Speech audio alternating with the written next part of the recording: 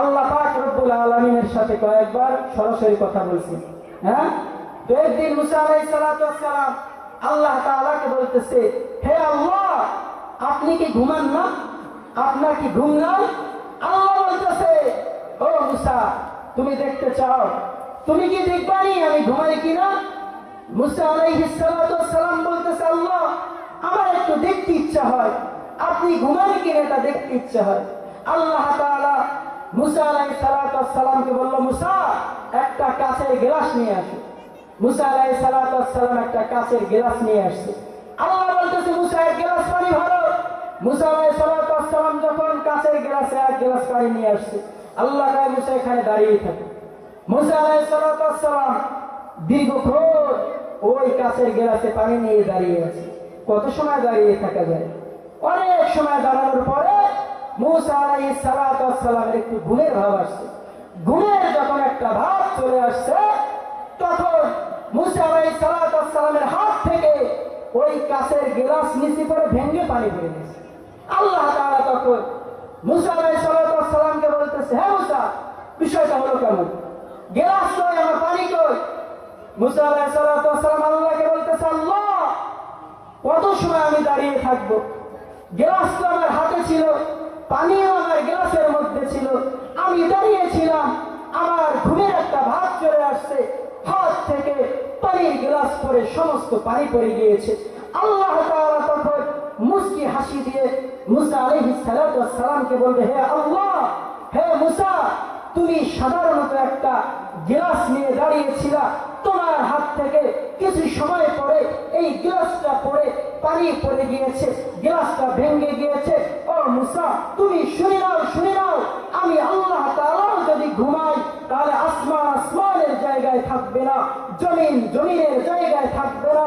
সুতরাং মুসা, তুমি জেনে নাও, লা তাখুযুহু সিনাতুহু ওয়ালা নাওম, লা তাখুযুহু সিনাতুহু ওয়ালা নাওম।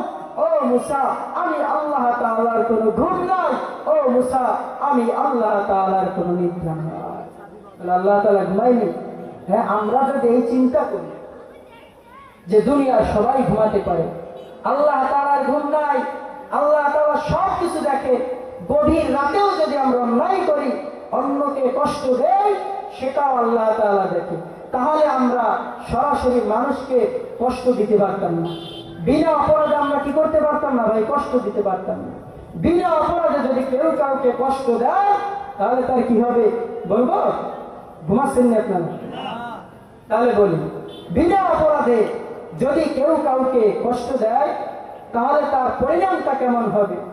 আম্মা জান আয়েশা সিদ্দিকা রাদিয়াল্লাহু তাআলা আনহা তিনি বলেন যে একদিন আল্লাহ রাসূল জনাবে মুহাম্মদুর রাসূলুল্লাহ সাল্লাল্লাহু আলাইহি ওয়াসাল্লাম আমাকে বলল, ও আয়েশা, আজকে তোমার জন্য বড় একটা অফার আছে। কি অফার?